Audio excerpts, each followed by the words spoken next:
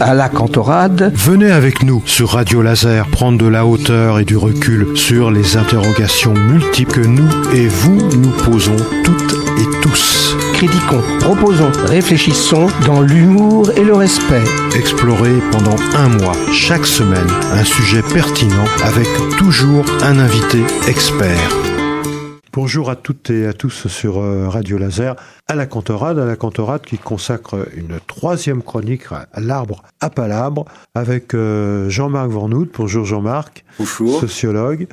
Avec André, animateur depuis présence. Quelques années, ici sur Radio Laser.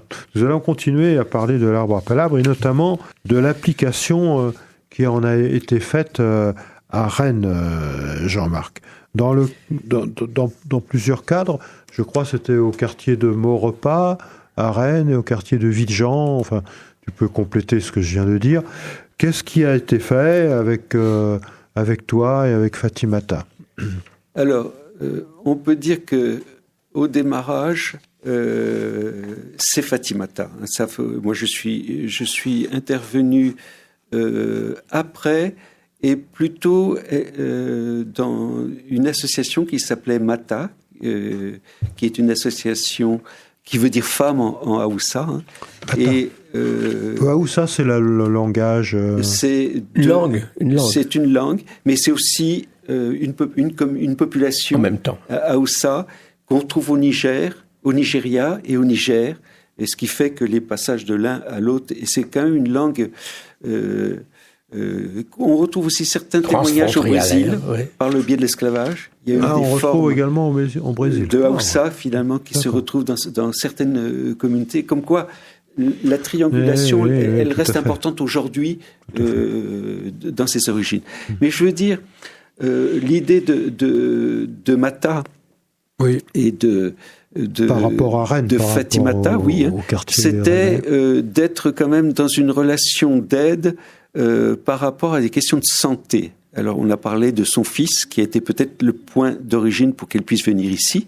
Mais Mata était une manière... Son fils était au Niger. Et avait une maladie qui pouvait être soignée qu'ici. Donc, il a fallu le soigner. C'est ça, son parcours de venue ici était un parcours de santé familiale. Ça lui a fait prendre conscience de certaines choses. Voilà. Et donc, du coup, elle se sentait aussi un peu responsable vis-à-vis du Niger, d'avoir un retour vis-à-vis de la société nigérienne, et en particulier des femmes. Elle avait des responsabilités aussi politiques sur les conditions de la femme aussi au Niger, enfin politique au sens, à l'époque, quand elle était enseignante, le fait qu'elle se préoccupe, elle était engagée, donc forcément, elle a développé des relations.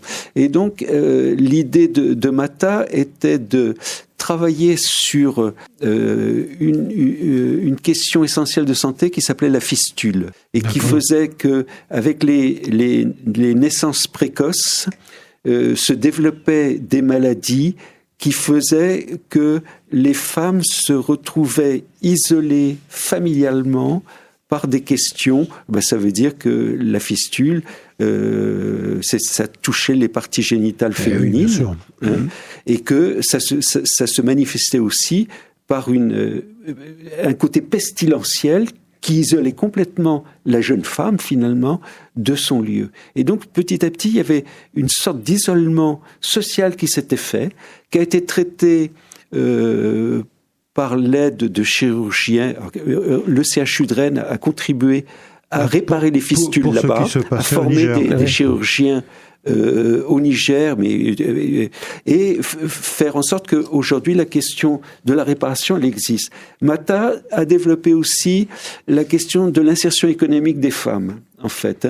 Et donc ça a été une partie qui a un lien encore, qui aujourd'hui a un lien avec l'arbre à palabre, mais seulement aujourd'hui. Et au Niger. En revanche, ici, elle a développé au niveau de la réciprocité entre les apports réciproques des deux sociétés. L'arbre à palabre était une manière d'enrichir la vie sociale française à travers un outil adapté même si rien à voir avec les sociétés, sont dans des contextes complètement différents, et qui permettait de donner un espace d'expression à des gens qui n'en avaient pas. Et ce que j'ai découvert avec elle récemment, et justement dans une rencontre à l'ambassade de France à Niamey, en début 2023, c'est que l'idée d'Arbre à Palabre est née plutôt de personnes âgées et sans papier. Pourquoi on avait la totale. Sans papier. Comment ça s'est passé? Alors faut peut-être, mais dirons-nous qu'il y a beaucoup de personnes qui sont venues dans pas des regroupements, mais qui ont suivi leurs enfants et leur vie était avec leurs enfants, sont pas rentrés. Mais du coup, comme elles étaient isolées, qui sont venues à Rennes là. Ils sont venues à Rennes, mais comme elles étaient quand même plus ou moins illégalement ici, elles ne pouvaient plus sortir. Elles étaient complètement isolées. Elles étaient finalement prisonnières finalement d'une maison. Alors donc du coup, l'Arbre à Palabre était un moyen de les mettre en relation. Pour quelques-unes, toutes n'étaient pas dans ces situations. Et comment a-t-elle pu toucher ces personnes? Par la maison de quartier, parce qu'elle travaillait à l'UAIR, qui est l'Union des associations interculturelles de Rennes. D'accord. Et donc, par un biais ou par un autre, il y a eu de la confiance, parce que finalement, c'est important. Il faut, je veux dire, il pouvait y avoir de la mise en danger quelque part. Bien sûr. Pour ça que et je veux dire, ce travail qui s'est établi très très vite a permis une ouverture à des femmes âgées, une reconnaissance de leur expression qui a été absolument magnifique. Donc il y avait beaucoup de femmes alors qui participaient là. Alors essentiellement des femmes, il y avait quelques hommes aussi finalement. C'était on se retrouvait un petit peu à l'inverse. Contrairement à ce qui se passait au Niger. Oui, c'est ça. Au fond, c'est né d'une forme d'exclusion. Les femmes se sentaient exclues, Rennes, là. Oui. Et c'est à partir mais quelqu'un de l'extérieur qui lance en quelque sorte, qui sollicite. Donc là, elles se sentaient prises en compte. Voilà. Et ensuite, ça s'est une reconnaissance. Et ensuite, ça s'est développé dans les maisons de retraite. D'accord. Par le même procédé. Les maisons de retraite des environs la maison de Rennes. Saint-Cyr, pour la citer, finalement, avec une animation qui a vraiment vu l'outil que ça pouvait représenter pour la vie des personnes âgées, qui a permis justement de relier ce premier noyau à d'autres noyaux de la société française. Et là, ça a été d'une richesse. Leur problématique était liée à leurs conditions de vie, à au processus de vieillissement, de partage. Alors peut-être pour la maison de retraite, c'était différent parce que on se retrouvait sur d'autres problématiques. Mais les maisons de retraite, en tout cas, c'est plus ou moins vrai, et toujours vrai d'ailleurs, je pense, sont quand même des zones d'exclusion de l'ensemble de la société. Hein. Mais je crois que maintenant, faut me contredire éventuellement, je crois que maintenant on essaye de faire des groupes de parole dans certaines... On essaye, ça a bougé. Ça bouge. D'être plus à l'écoute du vécu de ces personnes qui sont là. Mais là, ce sont uniquement des personnes venant doublement exclues d'Afrique, qui étaient doublement exclues. C'est ça. Mais la maison de retraite a été un lieu d'accueil pour ces personnes. C'est dans ces espaces-là que l'Arbre à Palabre, s'est mis en place et a intégré des personnes qui extérieures. Et donc il y a eu de la richesse d'échanges dans des groupes. Informel peut-être. Oui, de confiance aussi, d'échange de recettes, etc. Ensuite, pour parler d'autres choses qui ont pu... Ça a été vraiment une politique d'une maison de retraite qui était vraiment une politique très innovante de pouvoir accepter des outils d'animation comme celle-là. Et donc, Fatimata intervenait dans ces maisons de retraite. La maison Saint-Cyr. Puis ensuite, après, ça s'est développé avec plus d'autonomie dans des maisons de quartier. Donc, ça s'est développé dans le réseau rennais, tâche d'huile, pour toucher des personnes. Et le réseau a fonctionné. Ça veut dire que les gens, entre eux... Il continue à fonctionner. Alors, plus ou moins. mais sans doute, sous d'autres formes peut-être.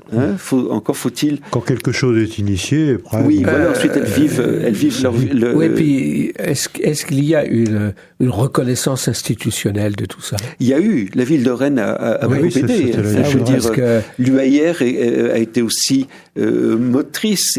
Ça posait pas de problème à la ville de Rennes en se disant... Ce sont des gens sans papier, etc. Non, parce que personne ne le savait. Par rapport à la préfecture. Moi, je l'ai appris par hasard il y a l'année dernière. La préfecture il n'y avait pas de dialogue avec la préfecture. Non, puis je pense qu'aujourd'hui... Vous voulez pas le savoir. Oui, et ça se voyait pas. C'est pour ça que c'est peut-être un petit peu un danger aussi de réouvrir quelque chose qui n'est pas connu. Donc c'est peut-être mais on peut dire que quand même, ça a permis aussi à des personnes de reprendre pied dans une société qui soit pas non plus dans un isolement familial, mais isolement quand même. Et ça, sur Rennes ici. Ça s'adressait qu'aux personnes âgées, pas aux jeunes ? Oui, parce que c'était pas le même mode d'approche. D'accord. Parce que les jeunes ont leur propre... enfin, c'est pour ça que c'est pas une question de papier ou sans papier. Parce qu'on est dans une continuité familiale, dans une continuité, et c'est pas du tout les mêmes trajectoires que celles traversées par les familles ou les jeunes migrants qui viennent, eux, d'autres problématiques, sans doute aussi beaucoup de guerres, parce que c'est la guerre qui est... Et puis, faudra aussi dire un petit mot aussi, puis du réchauffement climatique. Quand j'ai quitté Ouagadougou, 46 degrés, ça j'ai jamais eu. En 300 ans, c'est la première fois que 46 degrés, mais on devient fou. On dure pas. Comment les personnes s'adaptent là-bas à cette température alors, le manque d'eau, c'était il y a 40 ans, c'est ça, à 50 ans, l'eau à Ouagadougou, à peu près, un peu plus loin, on trouvait les nappes phréatiques à 6-7 mètres. Il y a 30 ans, c'était déjà 20 mètres. Oui. Il y a 15 ans, c'était déjà 50. Aujourd'hui, c'est 100 mètres. Oh là là. Ça veut dire que pour avoir de l'eau, donc de la souveraineté alimentaire, faut aller chercher de l'eau de plus en plus loin, qui sera raréfiée aussi. Qui est déjà raréfiée et qui sera raréfiée. Dans le cadre de l'arbre à palabre, là-bas en Afrique, on en parle de ce problème-là? Alors, oui, mais pas dans le cadre de l'arbre à palabre. L'arbre à palabre, ça serait plutôt dans un cadre de projet politique, là, du coup. Mais très souvent, des discussions au niveau de l'arbre à palabre en Afrique peuvent permettre ensuite de passer à l'échelon, sensibiliser, de trouver... Au niveau des élus. Et peut-être... Les sources de conflits sont peut-être la chefferie traditionnelle, tel que je l'ai évoqué la dernière fois quand j'ai évoqué, peut-être sensibilisée aussi, parce qu'elle a quand même ce rapport à la terre, au respect de la terre, et c'est une des parties de son pouvoir est sur ce principe-là.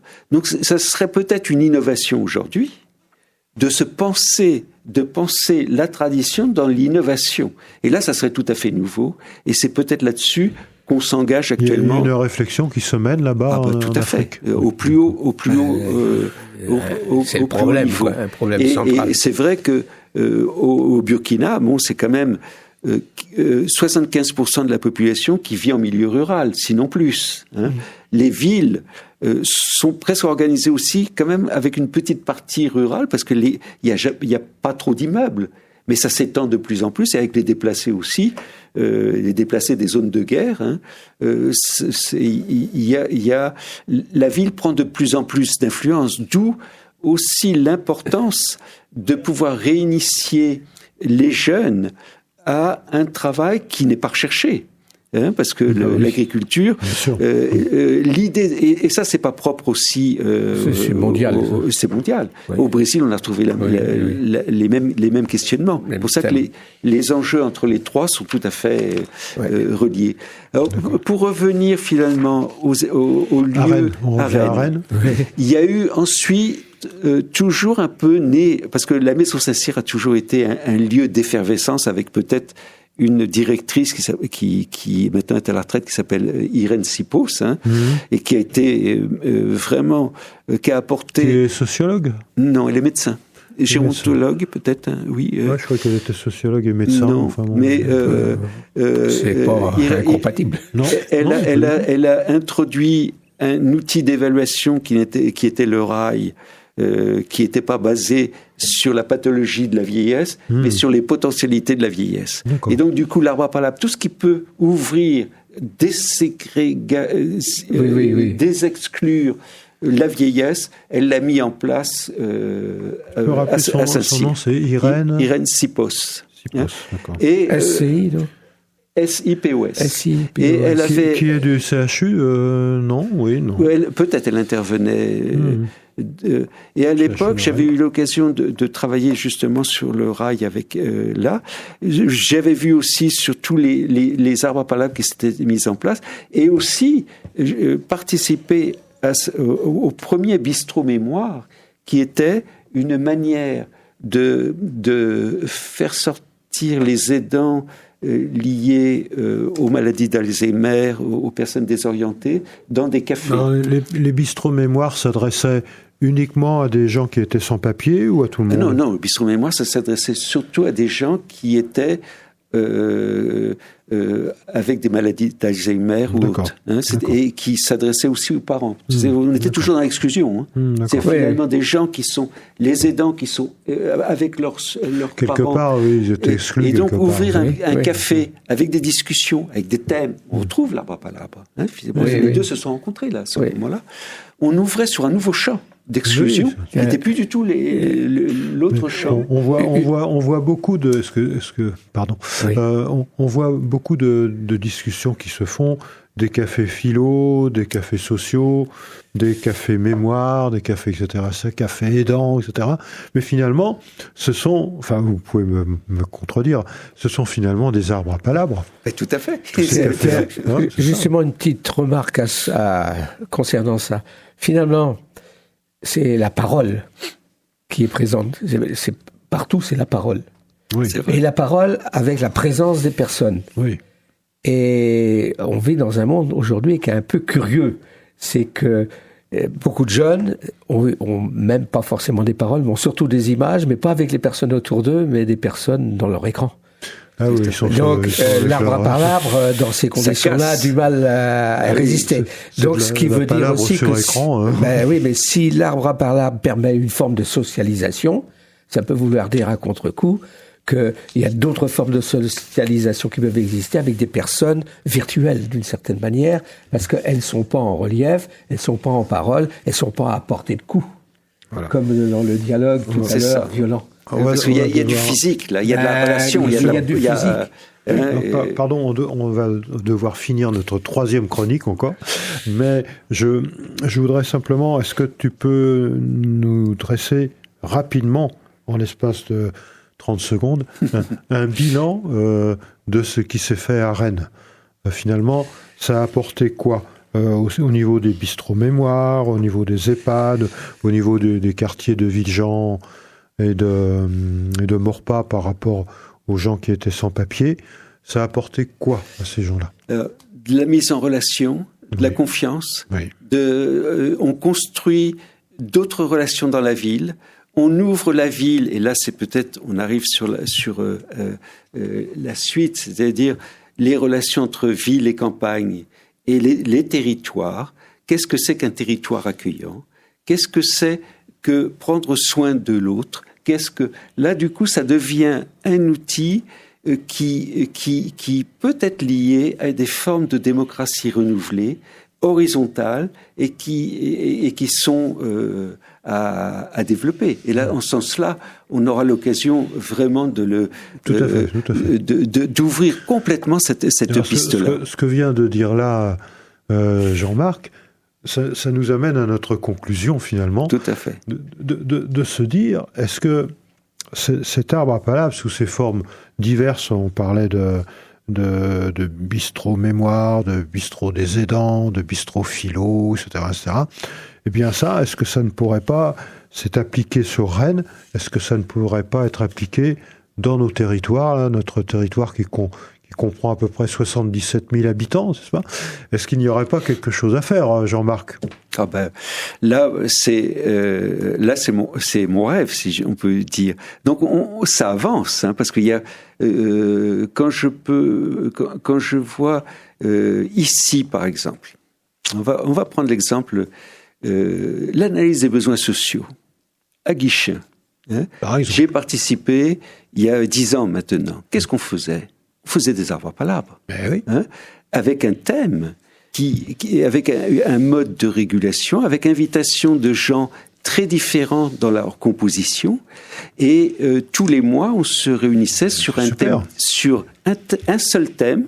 Par exemple, il y a eu 2 thèmes. C'était les ménages en précarisation et le travail. Autrement dit, finalement, toujours sur les horaires atypiques, par exemple, des femmes, et de savoir quels équipements, comment répondre à des emplois qui se faisaient à des moments où il n'y avait pas de garde d'enfants, pas ceci, pas cela. C'était absolument vraiment intéressant. Et puis l'habitat des personnes âgées. Donc ça a été 2 thèmes qui ont été traités avec là des outils qui n'étaient pas ceux de l'arbre à palabres, mais que j'essaye moi à chaque fois qu'il y a des arbres à palabres d'utiliser, c'est le journal.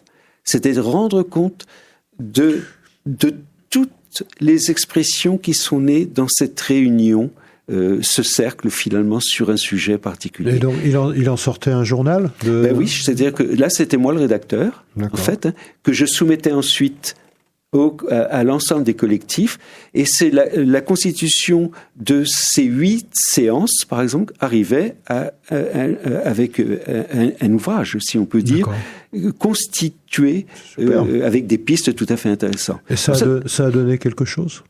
C'est ensuite la difficulté, c'est qu'on peut passer très vite à d'autres sujets sans il y ait de la mémoire. Et c'est pour ça qu'il faut des espaces, des relais politiques d'une autre nature pour faire que ça ne disparaisse pas, mais que ça soit relayé par des actions. Ouais. Alors, il y a eu des actions, hein, je veux dire, mais je m'en souviens. Sur les horaires atypiques, il y a eu des choses intéressantes qui ont été faites, hein, il n'y a pas de problème.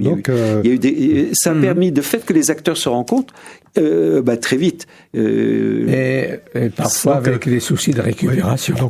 Peut-être. Donc, pardon, qu'on se le dise, ce que tu viens de nous dire là, c'est quelque chose qui pourrait être intéressant de remettre en place sur notre territoire. Tout à fait. Ici, à Guichen et ailleurs. La difficulté, c'est qu'il faut non seulement un lieu, mais il faut de la disponibilité et il faut avoir un rapport aux choses et au temps qui n'est pas le même qu'aujourd'hui. Parce qu'il y a une accélération, parce que là, il faut se poser.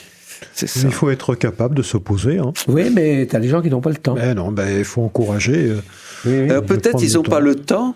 Mais si on prend dans la longueur de la vie, dans le cycle de vie, il faut trouver les moments propices. Il y a des moments plus adaptés que d'autres. Et quand les gens sont prêts, mais encore faut-il qu'ils trouvent aussi au moment où ils sont prêts des espaces où ils puissent... des structures. Et là, on doit travailler là-dessus. Et l'idée du café reste tout à fait... En bref, c'est un peu comme l'agora. L'agora au sens antique, n'est-ce pas ? La place publique dans le monde grec du 5e siècle, la place publique, c'était un petit peu différent. Dans la mesure où cette place publique était ouverte aux citoyens. Mais pas tous les citoyens. Pas les esclaves, les femmes, etc. Là, ce serait ouvert à tout le monde. Mais le principe, ouvert à tout le monde, mais le principe, c'est de marcher. Des péripatéticiens. Ah oui, c'est ça l'étymologie. Ça vient de ça, les péripatéticiens. Qui font le tour. Ça vient de cette époque-là. C'est super. Socrate était un péripatéticien.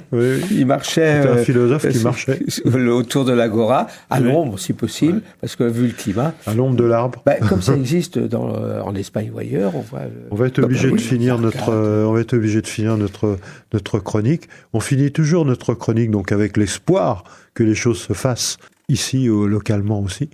Et puis, on laisse toujours la possibilité à notre invité d'adresser un message à nos auditrices et nos auditeurs. Est-ce que Jean-Marc a un message à vous adresser, chères auditrices et auditeurs ? Le message, je trouve que cette radio qui porte la parole est un bel outil qui devrait vraiment nous aider à trouver d'autres espaces, type café, de pas faire mourir la dynamique locale. Et ça, faut absolument travailler là-dessus pour qu'on puisse se rencontrer en dehors des ondes.